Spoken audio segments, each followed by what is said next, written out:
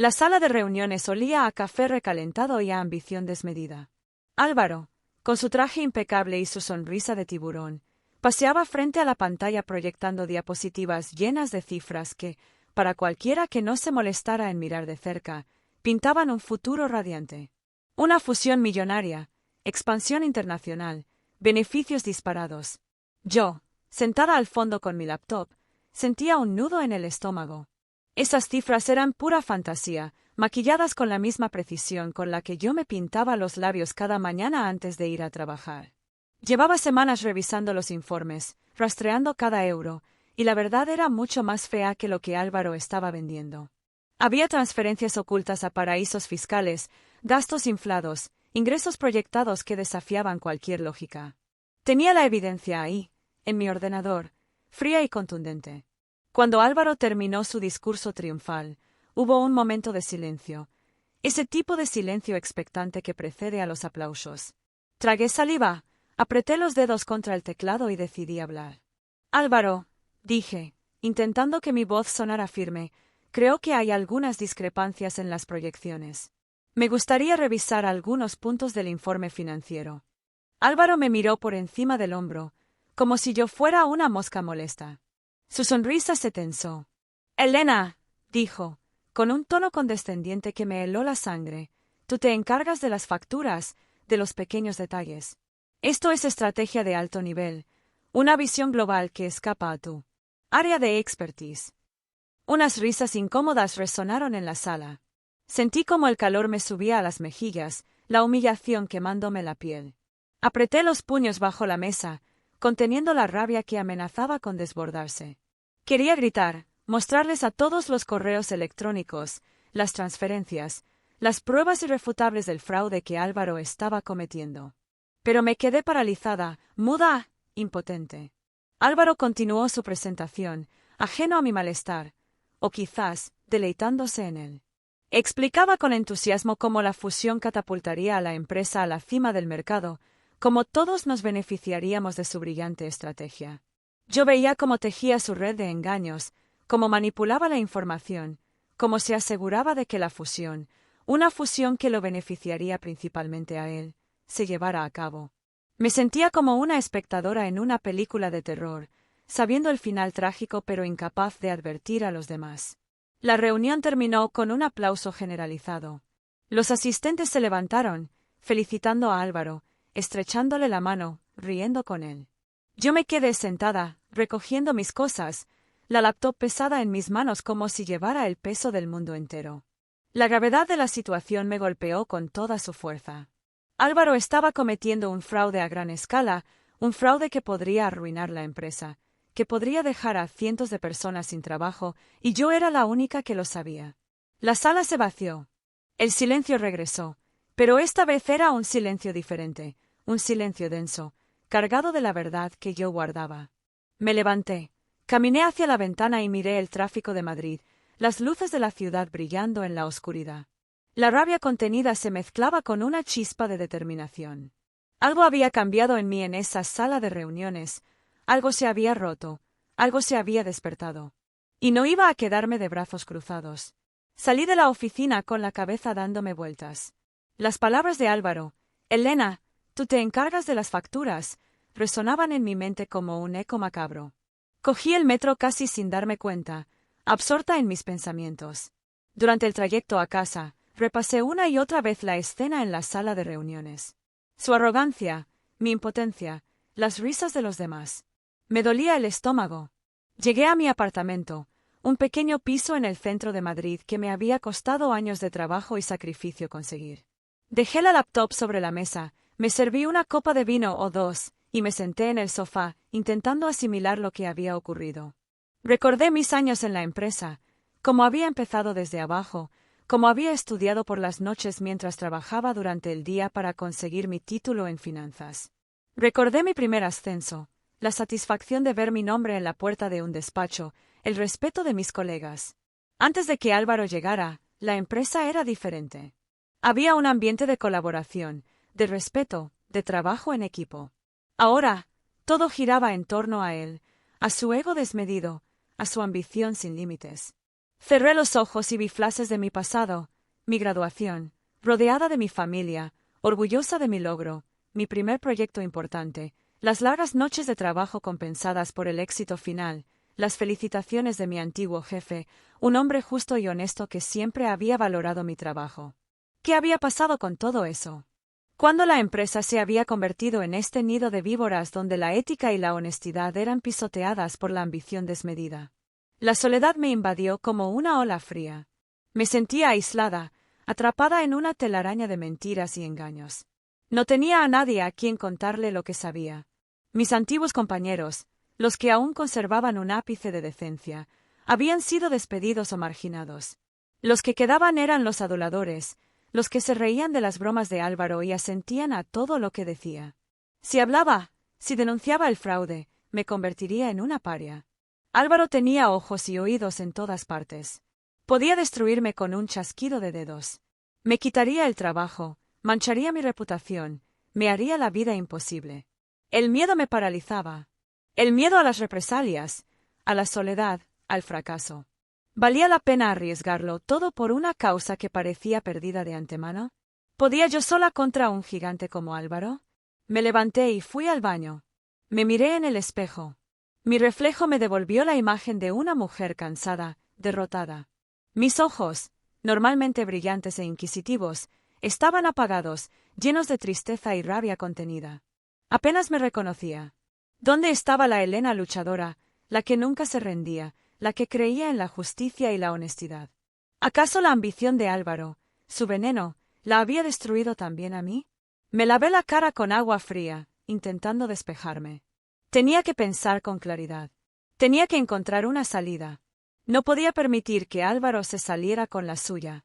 No podía dejar que destruyera la empresa, que arruinara la vida de tantas personas. Tenía que hacer algo, aunque me costara todo. Pero, ¿qué? Esa era la pregunta que me atormentaba, la pregunta que me impedía dormir, la pregunta que me perseguía como una sombra. La respuesta, aún no la tenía. Esa noche no pegué ojo. Daba vueltas en la cama, la almohada caliente y húmeda por las lágrimas que, a pesar de mi esfuerzo por contenerlas, se escapaban. Las palabras de Álvaro, su sonrisa burlona, las risas de los demás. Todo se repetía en mi mente como una película macabra. Intentaba dormir, agotada física y emocionalmente, pero la angustia me mantenía despierta. Me sentía como un animal atrapado en una jaula, sin escapatoria. En la oscuridad de mi habitación, las sombras parecían cobrar vida, transformándose en los rostros de mis compañeros, en las cifras fraudulentas de los informes, en la mirada fría y calculadora de Álvaro. Me levanté varias veces, fui a la cocina a beber agua, intenté leer, pero nada conseguía calmar la tormenta que se desataba en mi interior. El reloj avanzaba lentamente, marcando las horas de mi insomnio. En un momento dado, me senté en el borde de la cama, la cabeza entre las manos, y dejé que las lágrimas fluyeran libremente. Lloré por la humillación, por la impotencia, por la injusticia. Lloré por la empresa que una vez amé, por los compañeros que había perdido, por la ética y la honestidad que parecían haber desaparecido para siempre. Y entonces, en medio de ese torbellino de emociones, algo cambió. El dolor y la humillación se transformaron en una fría determinación. Como si una chispa se hubiera encendido en mi interior, iluminando el camino que debía seguir. No podía quedarme de brazos cruzados. No podía permitir que Álvaro se saliera con la suya. Tenía que actuar. Empecé a visualizar las consecuencias de mi silencio. La fusión se concretaría, la empresa, lastrada por las deudas ocultas y las proyecciones falsas, se hundiría irremediablemente. Cientos de empleados, familias enteras, perderían su trabajo, sus medios de vida. Yo, como controladora financiera, sería cómplice por omisión de ese desastre. La idea me resultaba insoportable. Me levanté de la cama y fui a la ventana. La ciudad dormía, ajena a la tormenta que se gestaba en mi interior. Respiré hondo, el aire fresco de la madrugada llenando mis pulmones. Sentí una fuerza renovada, una energía que no sabía que poseía. El miedo seguía ahí, agazapado en un rincón de mi mente, pero ya no me paralizaba. Había tomado una decisión. Iba a luchar. Volví a la mesa donde había dejado la laptop. La abrí, el brillo de la pantalla iluminando mi rostro. Repasé los informes, las pruebas que había recopilado durante semanas. Transferencias bancarias sospechosas, facturas falsificadas, correos electrónicos comprometedores. Todo estaba ahí, esperando ser utilizado. Sabía que el camino no sería fácil. Álvaro era poderoso, influyente, y no dudaría en usar todas sus armas para defenderse. Si me descubría, podría perderlo todo, mi trabajo, mi reputación, mi futuro.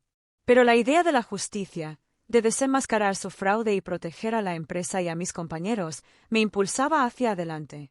La chispa de determinación que había sentido en la ventana se había convertido en una llama que ardía con la intensidad de mi rabia contenida. Mis ojos, antes apagados por la tristeza, ahora brillaban con una luz nueva, una luz fría y decidida. El miedo no había desaparecido, pero ya no era el protagonista de mi historia. Había dado paso a una resolución inquebrantable, a una certeza que me recorría el cuerpo como una corriente eléctrica. Iba a vengarme. Iba a desenmascarar a Álvaro y a hacer que pagara por sus crímenes.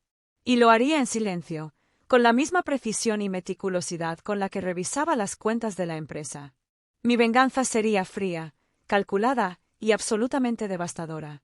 Comencé a planear mi estrategia, cada paso, cada detalle, con la misma frialdad con la que Álvaro había planeado su fraude. Y en ese momento, supe que iba a ganar. Los días siguientes fueron una mezcla de tensión y meticulosidad. Me movía con la cautela de un espía en territorio enemigo, consciente de que cualquier paso en falso podría delatarme. En la oficina, mantenía mi rutina habitual, sonreía a los compañeros, asistía a las reuniones, cumplía con mis tareas. Nadie sospechaba nada. Nadie imaginaba la tormenta que se gestaba en silencio, en la oscuridad de mi apartamento. Por las noches, cuando la ciudad dormía, me convertía en una especie de detective financiero. Con la laptop como mi única aliada, rastreaba cada movimiento de Álvaro, cada transacción sospechosa, cada correo electrónico comprometedor. Era un trabajo minucioso, que requería paciencia y concentración. Tenía que ser exhaustiva, irrefutable. No podía dejar ningún cabo suelto. Álvaro, como buen narcisista, había dejado un rastro de migas digitales que, con la suficiente paciencia, podían reconstruir la historia completa de su fraude.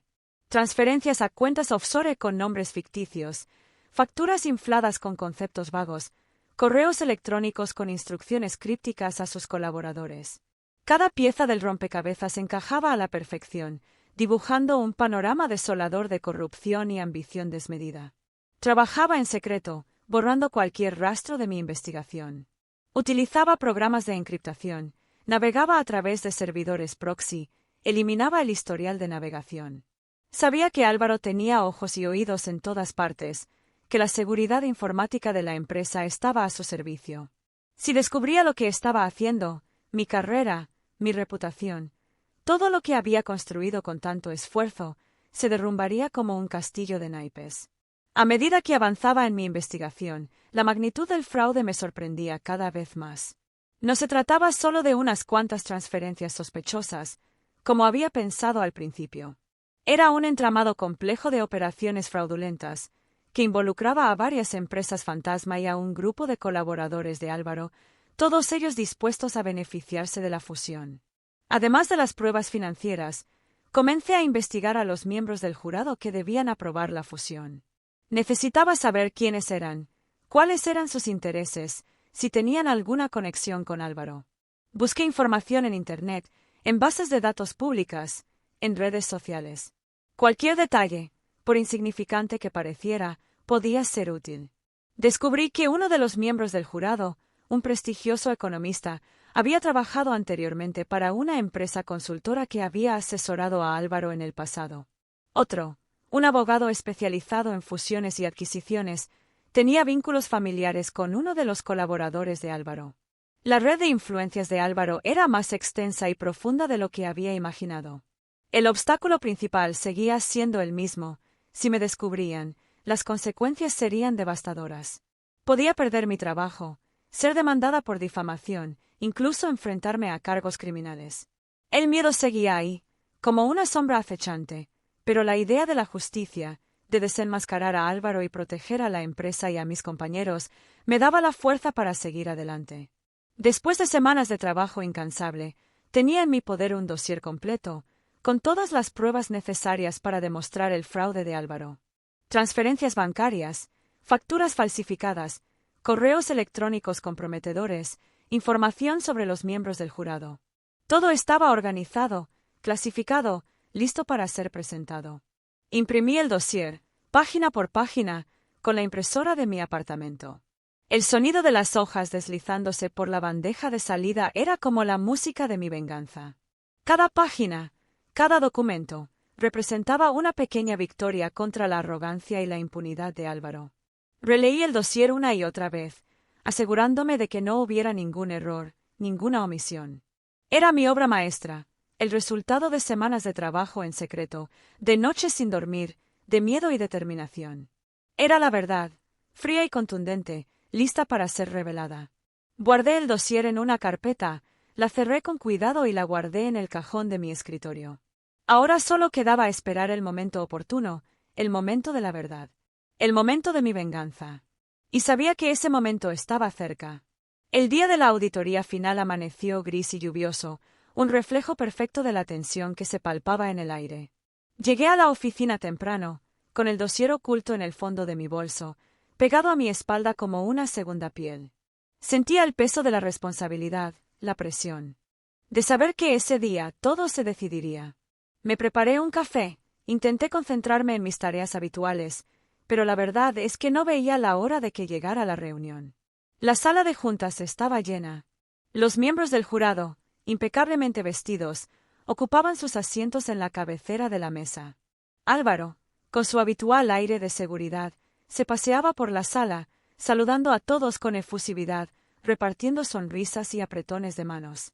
Me observó de reojo, con una mirada que pretendía ser indiferente, pero que yo interpreté como un destello de inquietud. Quizás, en el fondo, presentía que algo no iba bien.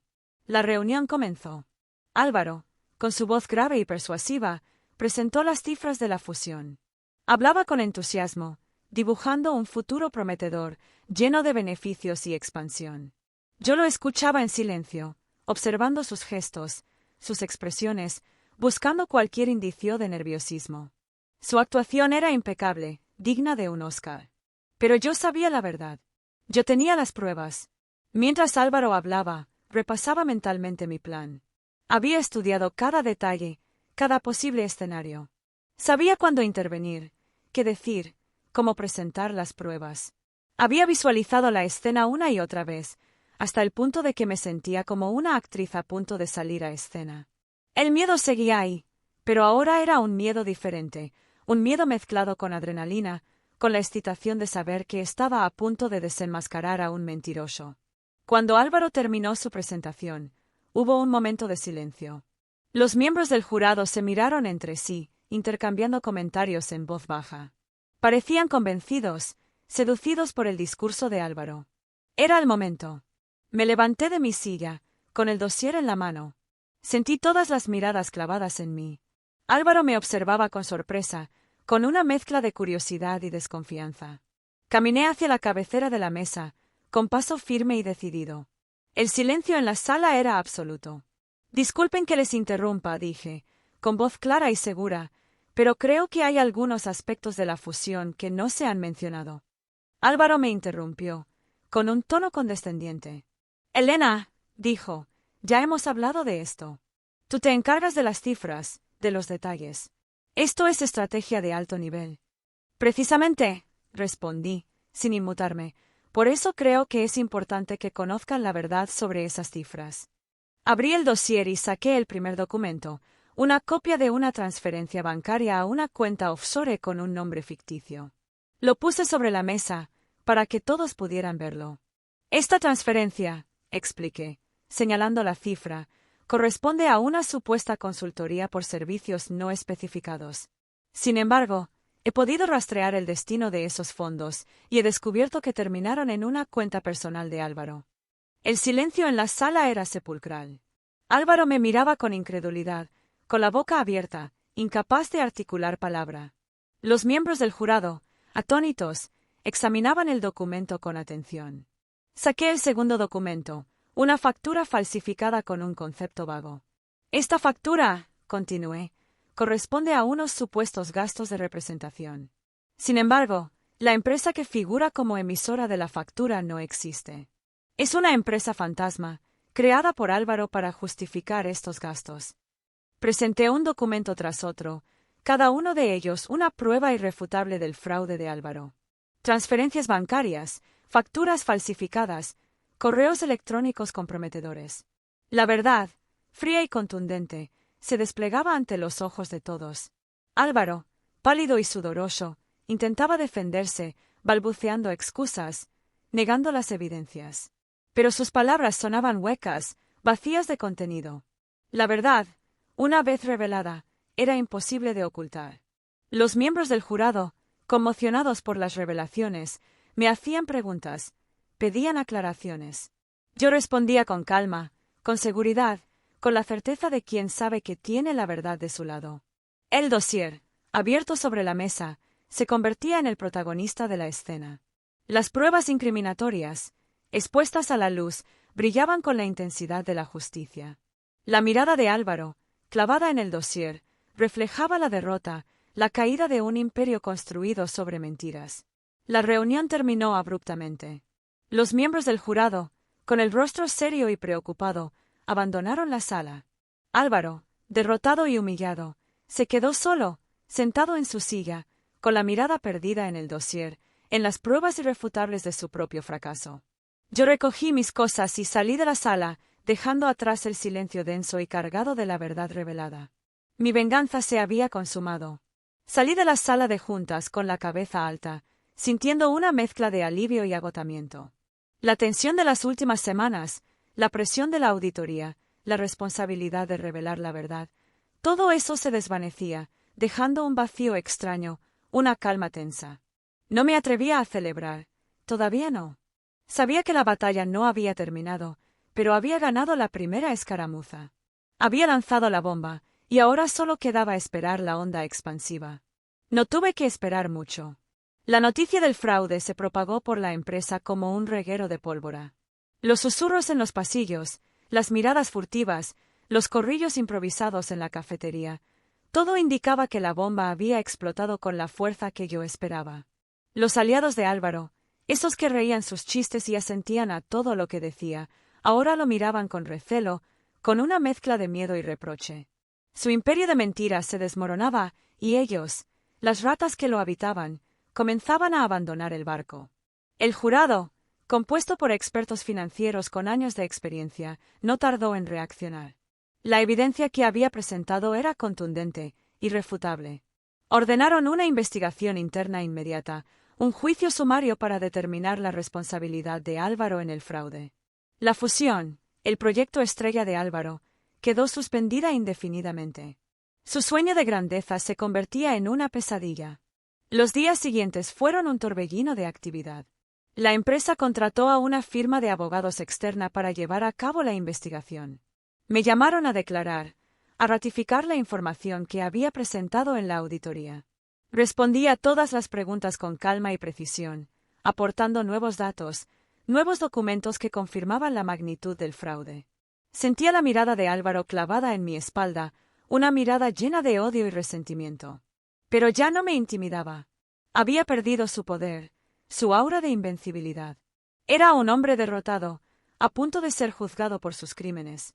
La investigación interna confirmó todo lo que yo había denunciado. El fraude era real, y Álvaro era el principal responsable. Las transferencias a paraísos fiscales, las facturas falsificadas, los gastos inflados, todo estaba documentado, probado. La red de colaboradores que lo habían ayudado, esos que se habían beneficiado de sus mentiras, también fueron identificados y denunciados. El castillo de naipes que Álvaro había construido con tanta paciencia y meticulosidad se derrumbaba estrepitosamente. La noticia del fraude salió en la prensa. Los periódicos, las televisiones, las redes sociales, todos hablaban del escándalo financiero que sacudía a la empresa. Mi nombre, antes desconocido para el público, aparecía en todos los artículos, citado como la persona que había destapado la trama de corrupción. Me llamaban la controladora silenciosa, la heroína. Anónima, la mujer que se atrevió a desafiar al poder. La atención mediática me abrumaba, pero también me daba fuerza. Sabía que mi historia podía inspirar a otras personas, a otras mujeres que sufrían injusticias en sus trabajos, a alzar la voz, a luchar por sus derechos. La caída de Álvaro fue rápida y estrepitosa. La junta directiva, ante la evidencia irrefutable del fraude y la presión mediática, no tuvo más remedio que destituirlo. Su arrogancia, su prepotencia, su sonrisa de tiburón, todo eso se desvaneció, dejando paso a la mirada perdida de un hombre que lo había perdido todo. El poder, el prestigio, el dinero, todo se esfumó como el humo. Recuerdo el día que lo vi salir de la empresa por última vez. Iba escoltado por 2 guardias de seguridad, la cabeza gacha, la mirada fija en el suelo. No me miró, no me dirigió ni una sola palabra. No era necesario. Su silencio era más elocuente que cualquier insulto, que cualquier amenaza. Era el silencio de la derrota, el silencio de la humillación. Yo lo observé desde la ventana de mi despacho, sintiendo una mezcla de satisfacción y tristeza. Satisfacción por haber hecho justicia, por haber defendido la verdad. Tristeza por la empresa que una vez amé, por la cultura corporativa tóxica que Álvaro había instaurado, por las personas que habían sufrido las consecuencias de su ambición desmedida. Álvaro salió del edificio, se subió a un coche negro que lo esperaba en la puerta y desapareció entre el tráfico de Madrid. Yo me quedé en la ventana, mirando el cielo gris, sintiendo el peso de la responsabilidad, pero también la fuerza de la verdad. Había ganado la batalla, pero la guerra contra la corrupción, contra la injusticia, seguía adelante.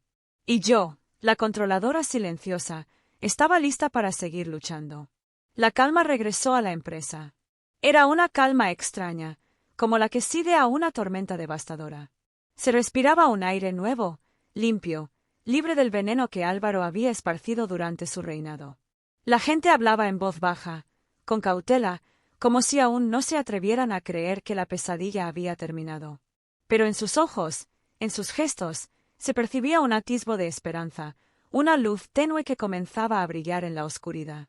La nueva dirección, consciente del daño que Álvaro había causado, se esforzaba por reconstruir la confianza, por recuperar la ética y la honestidad que se habían perdido.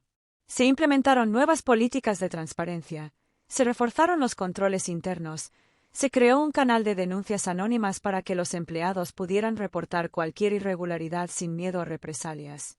Era un comienzo, un paso en la dirección correcta. Me llamaron a una reunión con la nueva CEO, una mujer inteligente y decidida que había llegado a la empresa con la misión de limpiar la casa. Me felicitó por mi valentía, por mi integridad, por haber defendido la verdad a pesar de los riesgos. Me ofreció un puesto de mayor responsabilidad, un ascenso que reconocía mi trabajo y mi compromiso con la empresa. Lo acepté, sin dudarlo. Sentía que era mi deber, mi obligación, ayudar a reconstruir lo que Álvaro había destruido. Desde mi nuevo puesto, tuve la oportunidad de implementar las reformas que consideraba necesarias. Revisé los procedimientos contables, reforcé los controles internos, implementé nuevas medidas de seguridad para evitar que un caso como el de Álvaro volviera a ocurrir. Trabajé con ahínco, con la misma meticulosidad y precisión que siempre me habían caracterizado.